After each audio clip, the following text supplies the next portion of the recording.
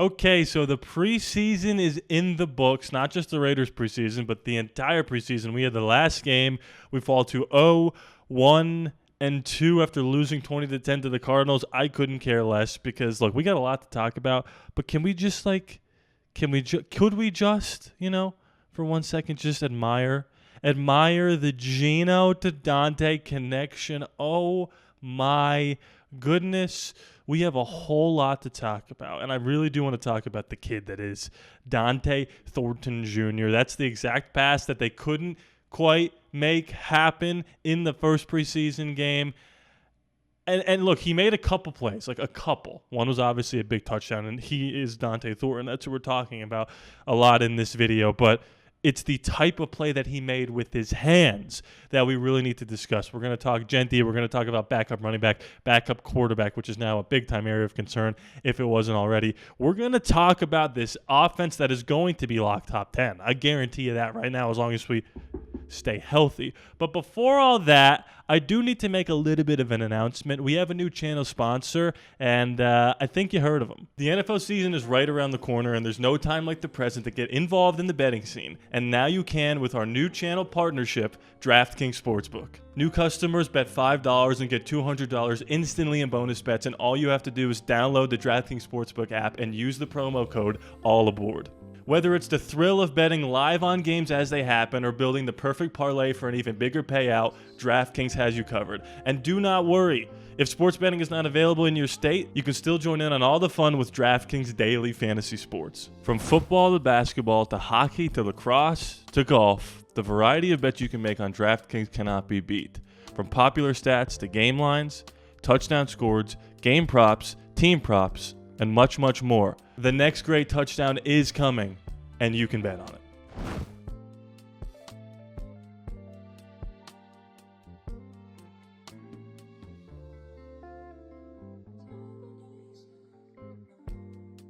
That is right, boys and girls. DraftKings is the official sponsor of not only this video for ALLaBorde Raiders, but a couple videos to come in the future. It's a big deal. They're taking a chance on a smaller channel like me. Obviously, that promo code ALLaBorde Raiders, or ALLaBorde, is for new customers if you don't yet have a DraftKings account. But us keeping DraftKings as a sponsorship also hinges on people just watching the videos. So, if you can't sign up, don't worry about it. Just hit that like button, comment away to help push this video to more people, and share the video. Like, if you have friends who you think would like it, share it to them. Spread it around. Get more views on this channel so we can keep DraftKings as our wonderful sponsor. It's a pretty big deal for someone like me who's been doing this for almost 6 years now at this point, grinding away, and that's massive. So, I have only you guys to thank. You guys keep watching me and putting me on the map of these companies, and I know this is a little long-winded. We'll talk about it, but I just wanted to thank you. And don't worry, if you can't sign up, just hit that like button and share the video with as much people as possible. That does help more than you know. Dante Thornton Jr. When we drafted him, didn't know much about him. Knew he was a speedster. Knew he was a guy that could maybe make a play every now and again. The route tree was suspect. The hands were suspect. And then he started to play in camp. And then he started to make plays in camp with no pads on. And we said, well, let's just wait to see what happens when he puts the pads on. And then he puts the pads on, and he's still making plays, and he's overtaking Jack Besh in the depth chart, and he's overtaking Trey Tucker as the number 2 option on the team, or I guess number 3 if you count Brock Bowers, number 2 wide receiver option. Count Brock Bowers as the 1, and Jacoby as the 2, obviously. I'm not saying Jacoby Myers is the 1. And we're like, well, let's just see how he does when he gets in a real game, and he makes plays against Seattle. And he makes plays or, makes significant errors, improvement in the 49er game. And then in this final game, he made 2 plays where it wasn't just his speed. It was his footwork and his hands that beat the coverage. And I know you could basically say, well, he's going up against 2s and 3s. But you saw the coverage. They were right on him. They were blanketing him. They knew he was going to get the ball. I'm sure they've done film and scouting on how we've been playing these first 2 preseason games. And the coverages on Dante were tight, and it didn't matter. He made that one play with his hands to get the first down. Then he made the next play for the touchdown, which again was a mirror of the first preseason game. And I've been telling people this all off season. If Dante is more than we thought, that's how you exceed expectations, right? There's a floor for this team, and that team is 7, 8, or 9 wins. There was a floor for the Commanders last year, right? The only way they could exceed that floor is if their rookies or veteran free agent signings that weren't yet Pro Bowlers became Pro Bowlers or All-Pro type players instantly. And I'm not saying that that's what Dante is going to become, but we're already getting more out of him than your typical fourth-round rookie. Jaden Daniels is an all-world quarterback, and all of a sudden the Commanders in the AFC Championship. Now, or the NFC Championship, excuse me. Now, Dante doesn't play quarterback, right? Unless Geno takes another step, we're not going to be in the AFC Championship. But if he emerges as a potential future number one wideout on a team that desperately needs a number one wideout to take itself over the top, no shade to Jacoby Myers, 1,000 yards and no drops, but he's a great number 2 and okay number 1. With Brock Bowers now, I want you to think about the Kansas City Chiefs offense. They had their number one wideout in Tyreek Hill, and they had their number one focal point in Travis Kelce. They never had a third option as good as 1,000 yards and no drops in Jacoby Myers. So if Dante Thornton can become 80% of what Tyreek Hill was in terms of the impact, they're very different players, although they're similar speeds, and Brock Bowers could be the new Travis Kelce. Now you've added a third weapon with Jacoby Myers, and we haven't even talked about the run game, which I don't know if you've been seeing, but the holes the offensive line are creating in every single preseason game and the protection that they have been using to shade Geno and to shade Genti have been getting better and better and better. And when you have a new offensive line in terms of the pieces around some of the veteran guys, you insert a Jordan Meredith next to a DJ Glaze next to a Colton Miller, it just takes time. Because what the coaches have been saying is that we love what we're seeing from Meredith and JPJ. We know what we're getting with Colton Miller and Parham. DJ Glaze is a second-year guy that just has to hold on and hold his own. But every single week, they've been improving. And the same people who will comment in this video, well, they went against 2s and 3s and they dominated, who cares, are the same people that complained about the Raiders going against 2s and 3s against Seattle and not playing that well. This is what that first drive was, defensively and offensively, the potential that this team can compete with every single player on the schedule.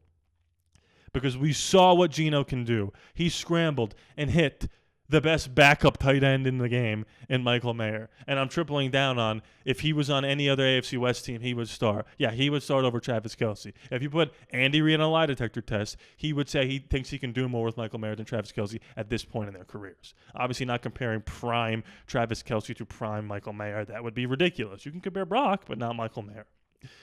You've got an offensive line that's gelling. You've got Geno Smith being accurate, being decisive. You've got the line protecting him. You've got Dante and Jacoby and Trey and Brock. And you've got Ashton Genti taking the lives of these defenders. These are the most impressive 3-yard runs, when he gets stopped for 3 yards, that I've ever seen. These defenders are getting sent to the blue tent for merely playing in a game against Ashton Genti. And what I liked that I saw with the strategy in this game is that Ashton Genti is softening up these defenders, and by the time Zamir White comes in the game, all he has to do is focus on inflicting pain. And Zamir White is going to make this roster. I know there was a lot of questions about who's going to be on what, and are we going to cut, are we going to keep. Pete Carroll on the press conference said, we need Zamir White as a change of pace. So I think it's going to be Genti and White in that rotation, obviously Genti getting the bulk of it, and then obvious passing downs is going to be Genti and Raheem Mostert. But Dante Thorne is continuing his rise to, dare I say it, stardom. Ashton Genti is a madman, and so is Max Crosby. I mean, when he goes against backups, it's an absolute joke. When he goes against starters a lot of the time, it's an absolute joke. But was very happy to see Kuntz, Butler, and Wilson all make impact plays. We know Adam Butler is going to be steady Eddie. We know Tyree Wilson has continued to take that next step. But we were a little bit worried about the Malcolm Kuntz of it all. And Pete Carroll kind of assured us in the press conference that I talked about a couple of days ago, Malcolm's going to have to take time to be able to trust himself from this lower leg injury. If anybody's ever had a lower leg injury, they know it takes time to trust your body. And he's going to be back, and as far as Pete Carroll is concerned, he is back. And we saw it today. Went right by the right tackle, sack, was flying all over the field. And I've said the whole season hinges on if this defensive line has what it takes to be able to inflict pressure with just 4 guys. Because if we don't have to blitz, then the average linebacking core that we have and the young and inexperienced and pretty weak secondary that we have are going to be able to kind of rest, right? So I really like what I'm seeing out of this team, and I couldn't be more excited. We're going to read a little bit about some potential with this offense. I will say shout out to my $5 and $10 patrons and my YouTube members. If you want a chance to win $100, all you have to do is be a YouTube member before week 1. We are 2 weeks away exactly from the Raiders playing. I cannot believe this. We've got 2 more weeks for you guys to enter the $100 sweepstakes. Also, linked in the description below is the Discord and also the DraftKings link with the promo code. That'll all be down in the description below and the pinned comments.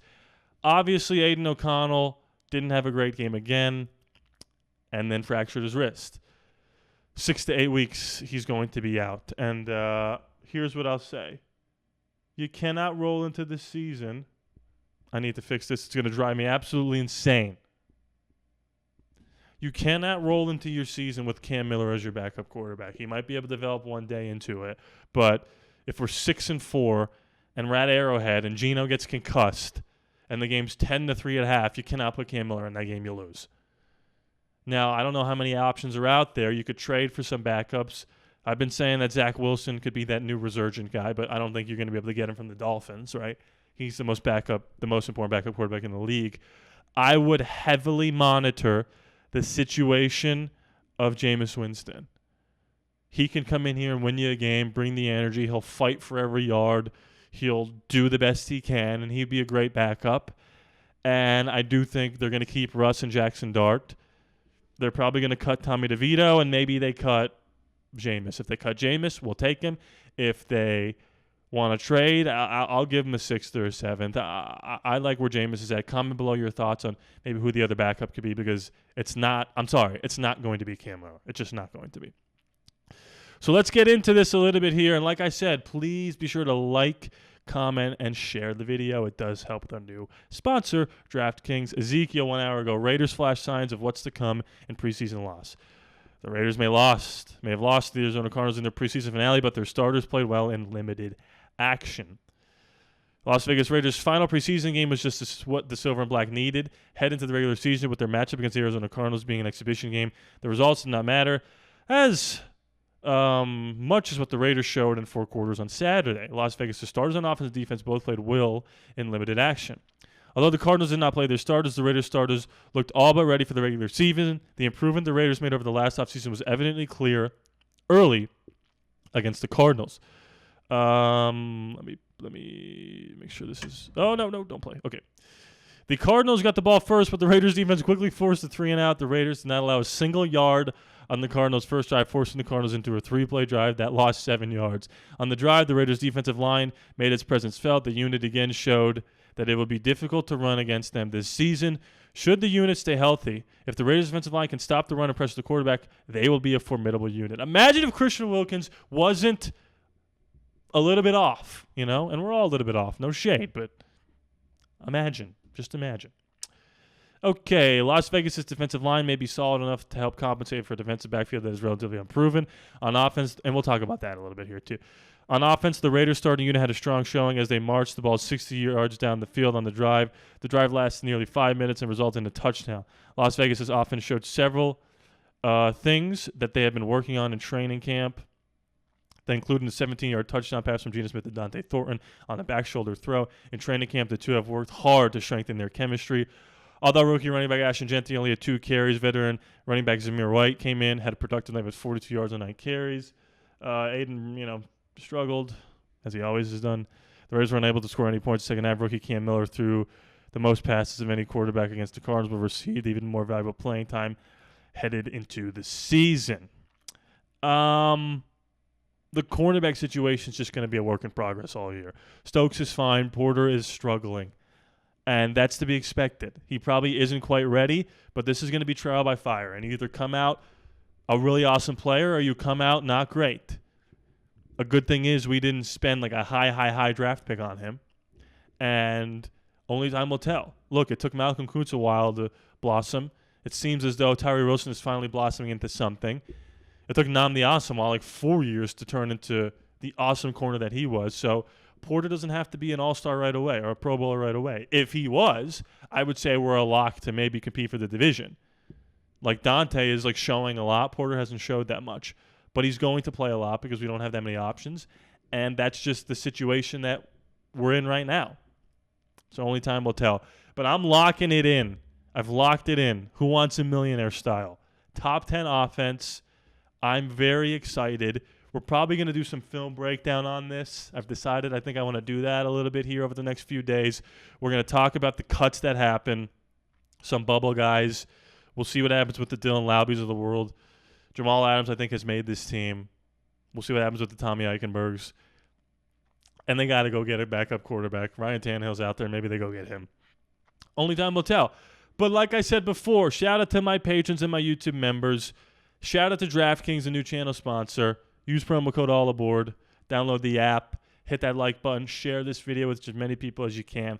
Comment away. And please be sure to subscribe. It is free after all. No charge to you. I love you guys. And I will see you next time.